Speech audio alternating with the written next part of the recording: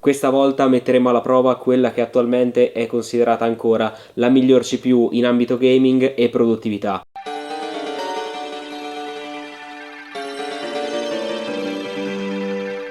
Ciao ragazzi, ciao a tutti e bentornati qui sul canale del vostro Nintendaro pazzo. Oggi siamo qui con questo bestione per metterlo alla prova in diversi ambiti di produttività e gaming, visto che attualmente è ancora la miglior CPU che copre questi ambiti, perché in realtà sì, si sa che dovranno uscire a breve almeno le versioni X3D delle CPU Zen 5, però ancora non sono uscite, né tantomeno sono uscite le nuove CPU Intel, quindi attualmente, diciamo in realtà da febbraio del 2023, potrebbe essere considerata la miglior CPU in assoluto, più o meno nell'ambito desktop. Oggi andremo a riscoprirne le prestazioni e ovviamente andremo anche a vedere se può essere una valida scelta attualmente o se invece ecco è meglio puntare ad altro, e per questo lo andremo a comparare con quella che a mio parere è la miglior CPU in termini di rapporto qualità-prezzo, il Ryzen 7 7007. Prima però di proseguire col video vi invito come sempre a iscrivervi qua sotto al canale attivando anche la campanella per ricevere tutte le notifiche, così da rimanere sempre aggiornati sui prossimi video che usciranno sempre qui sul canale.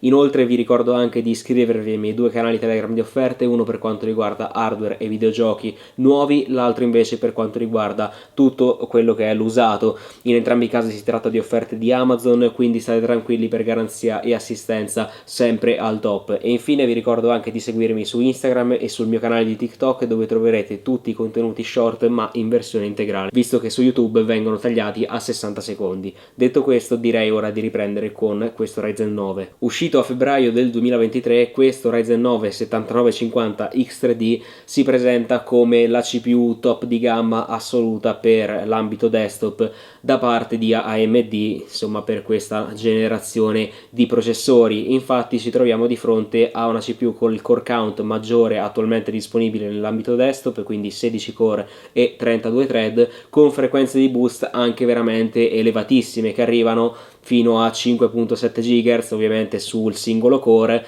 con una base clock di 4,2 GHz e un quantitativo di cache, in questo caso rispetto anche alla versione che già conosciamo da molto più tempo, il Ryzen 9 7950X, di 128 MB di cache di livello 3, mentre il 7950X si ferma a soli 64 MB di cache L3. In questo caso infatti abbiamo uno dei due CCD da cui è composta questa CPU. Sapete, l'architettura Zen 4 e anche la Zen 5 è basata su chiplet, quindi piccoli chip che vanno a comporre la CPU, e ecco la parte dei core è composta da due CCD, uno da 8 core e anche l'altro da 8 core. Uno di questi due CCD ha al suo interno questa 3DV cache aggiunta che ormai sappiamo bene fa miracoli in gaming, e ovviamente lo andremo a vedere fra pochissimo nei benchmark. Per quanto riguarda l'ambito TDP e consumi, in questo caso abbiamo una CPU che ha un TDP di 120 watt, quindi non basso ma neanche chissà quanto esagerato, e se confrontato soprattutto alle controparti Intel di attuale generazione è sicuramente molto più basso di quest'ultime, e anche il consumo relativo in un ambito ovviamente in cui la CPU viene utilizzata al 100%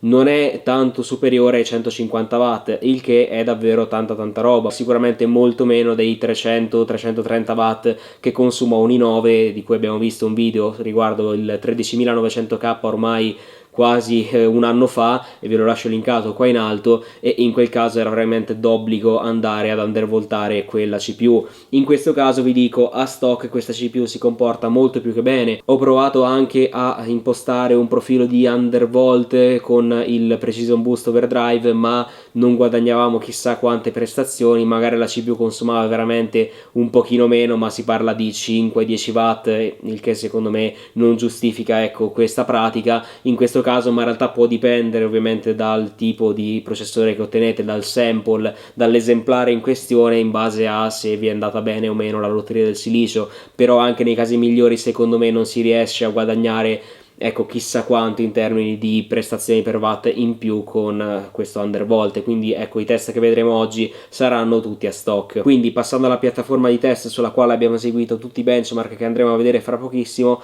abbiamo il mio computer sostanzialmente composto da una scheda madre ASRock X670 Extreme Steel Legend, da poi 32 GB di memoria DDR5 6400 MHz CL32, da un alimentatore Endorphi Supremo FM5 Gold da 1000 watt, Boost. Come dissipatore abbiamo l'Endorphin Avis F360 ARGB, che è un dissipatore a liquido da 360 mm di radiatore, che vi dico subito riuscirà a tenere questa CPU senza nessunissimo problema. E per finire abbiamo la scheda video, che in questo caso, per andare a testare al massimo questa CPU soprattutto negli ambiti in gaming, abbiamo la RTX 4090 in customizzazione della Palit, in particolar modo è la GameRock. Detto questo, direi che ora possiamo passare ai benchmark, ma prima vediamo le frequenze che raggiunge questa CPU a stock. Se andiamo a utilizzare un carico di lavoro che va a sfruttare tutti i core, vediamo che la frequenza media raggiunta è di circa 4,8 GHz, mentre se andiamo a sfruttare un applicativo che va a utilizzare un singolo core, vediamo che la frequenza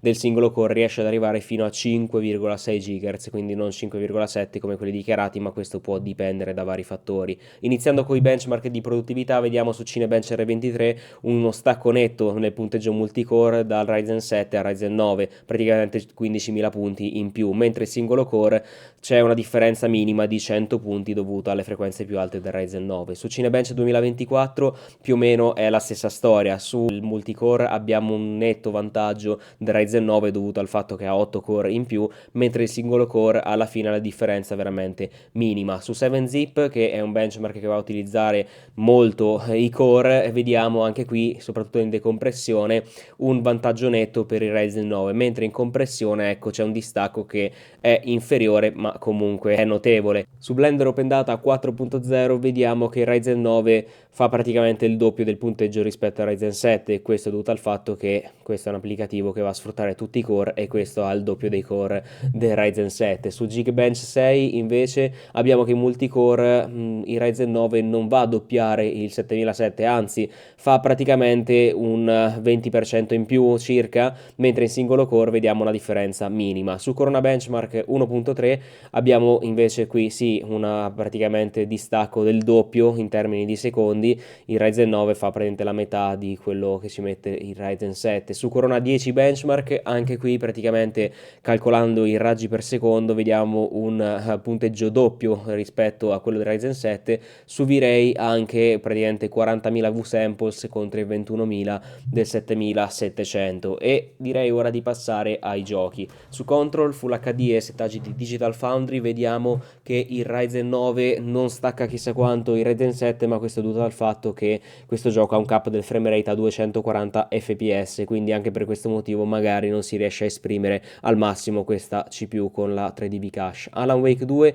Full HD di stesse prestazioni e settaggi di Digital Foundry vediamo un punteggio praticamente identico, ma perché in questo caso siamo limitati, pensate un po', dalla 4090 perché ecco arriva al 100% di utilizzo. Death Stranding Full HD e settaggi massimi, in questo caso anche c'è un cap del frame rate del motore grafico a 240 fps, il Ryzen 9 riesce praticamente a mantenersi sempre su questa soglia, mentre il Ryzen 7 è di poco inferiore, ma alla fine parliamo di soglie ampiamente giocabili. Su Fortnite capitolo 5 stagione 4 nella modalità rissa squadre, che ricordo essere quella più pesante, sempre Full HD settaggi medi, abbiamo 279 fps per il Ryzen 9 e 226 per il Ryzen 7, quindi ecco vediamo un bel vantaggio per questa CPU con la 3dB cache. God of War Full HD DLSS quality e settaggi alti, vediamo uno stacco abbastanza netto, ma parliamo sempre di soglie altamente giocabili per entrambe le CPU, 286 fps contro 223 del Ryzen 7 7700.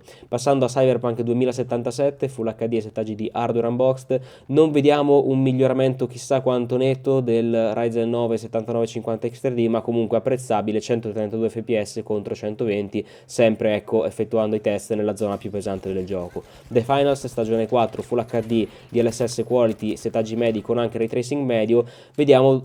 208 fps per il Ryzen 9, mentre con Ryzen 7 abbiamo 166 fps, e devo dire che in questo gioco competitivo si nota effettivamente questa fluidità in più. Resident Evil 4 Remake Full HD e priorità alla grafica come preset, abbiamo 260 fps per il Ryzen 9 contro i 193, quindi anche qui un bel vantaggio per questa CPU Ryzen 9, ma alla fine parliamo sempre di soglie altamente giocabili per il genere di gioco. Counter Strike 2 Full HD e settaggi medi, non abbiamo sostanziali differenze, questo si vede perché il gioco non va a sfruttare chissà quanto questa 3dB cache, ma preferisce ecco frequenze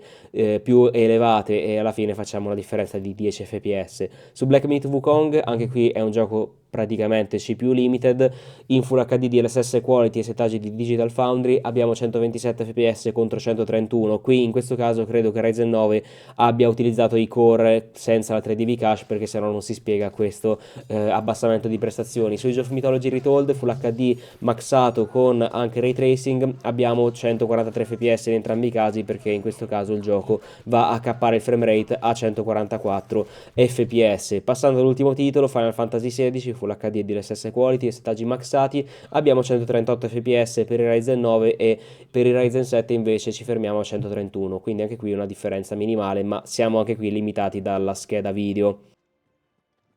Ed eccoci qui ragazzi, dopo aver visto tutti i benchmark di gaming e produttività. Che dire, le prestazioni di questa CPU sono sicuramente invidiabili, vi ho già detto dall'inizio del video e lo saprete già anche voi, questa è attualmente la miglior CPU che va a coprire questi due ambiti, o meglio, ci sono CPU che in multicore puro vanno anche qualcosina in più, lo stesso Ryzen 9 7950X, quindi il fratello minore di questo, spinge qualcosina in più, proprio perché in realtà non avendo questa 3dV cache è meno limitato in termini di frequenze, oppure anche lo stesso i9 13900K o 14900K riescono ad arrivare in alcuni ambiti a prestazioni un po' superiori. Però poi abbiamo l'altra faccia della medaglia, che è il gaming. In questo caso ecco, questa CPU è quasi sempre al top, magari in qualche gioco potrebbe essere superata dal Ryzen 7 7800X3D o in qualche caso anche dall'Intel Core i9 14900K, ma per quanto riguarda il 7800X3D in realtà questo divario magari che c'è in qualche gioco in termini di prestazioni è dovuto più che altro al fatto che i core vengono gestiti male dal sistema operativo, perché magari vengono caricati i core che non hanno la 3dV cache quando in realtà dovrebbe essere caricato il CCD esclusivamente, che ha questi core che giustamente hanno questa cache aggiuntiva. Io lo definirei comunque la CPU che almeno al momento attuale è la più potente. Per questo motivo sicuramente per chi esige il massimo dal proprio computer, secondo me al momento attuale è questa la CPU che dovreste avere. Però per tutti gli altri comuni mortali mi verrebbe da dire secondo me è un po' difficile giustificare l'acquisto di questo Ryzen 9, a meno che non abbiate una botta di fortuna come l'ho avuta io, perché ecco mi è capitato di trovare questo processore su subito.it come nuovo a 350 euro, e a questa cifra devo dire è un best buy, ma cioè, è abbastanza ovvio, mentre quando lo dobbiamo andare a comprare nuovo ci costa sui 550 euro. Attualmente i prezzi sono anche un pochino saliti, quindi costa 580 euro, e per questo motivo non ve lo consiglierei, anche se volete andarlo a prendere proprio perché siete entusiasti del PC e quindi volete andare a spendere, a prendere ecco la miglior CPU. Magari vi consiglierei di aspettare un mesetto, due, affinché escano ecco questi nuovi Ryzen 9 su architettura Zen 5 sempre con questa 3dV cache, mentre la scelta più ragionata sarebbe comunque quella di andare a prendere il Ryzen 7 7700, se ovviamente abbiamo un budget completamente diverso. Questo perché abbiamo visto le prestazioni soprattutto in gaming non sono chissà quanto differenti, e vi ricordo che stavamo utilizzando una RTX 4090 molto spesso in Full HD anche upscalato, nei casi ecco migliori in Full HD nativo, e questo è anche un caso abbastanza particolare, abbastanza unico, quindi secondo me per la maggior parte dei videogiocatori in realtà va benissimo un Ryzen 7 non X3D alla fine per spingere al massimo il frame rate in tutti i giochi. C'è magari qualche caso in cui potreste beneficiarne anche non con una scheda video così potente, posso pensare ai titoli con l'Unreal Engine 5 che sono usciti, anche per esempio The Finals è un titolo molto pesante sotto questo punto di vista, però le prestazioni che ci offre un 7700 non sono sicuramente cattive, considerando anche il fatto che attualmente il 7800 X3D sia aumentato di prezzo, sia arrivato sui praticamente 420 euro, il prezzo che aveva quasi al lancio, mentre fino a qualche mese fa costava anche 340 euro, 330. Ecco, giustifica ancora di più la scelta della sua controparte non X3D, quindi Ryzen 7 7007, che vi ricordo possiamo acquistare su AliExpress volendo anche a 165 euro nei periodi magari in cui c'è qualche coupon, che praticamente ogni mese ci sono dei coupon, quindi approfittatene.